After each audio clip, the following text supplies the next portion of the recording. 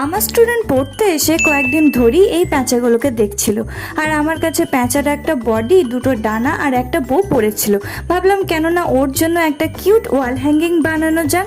কাজ কিছুই না, প্রথমে প্যাঁচার বডি আর ডানাগুলোতে হোয়াইট কালার করতে হবে, তারপর এটা শুকিয়ে গেলে এর উপর করে নিচ্ছে বেগুনি রং।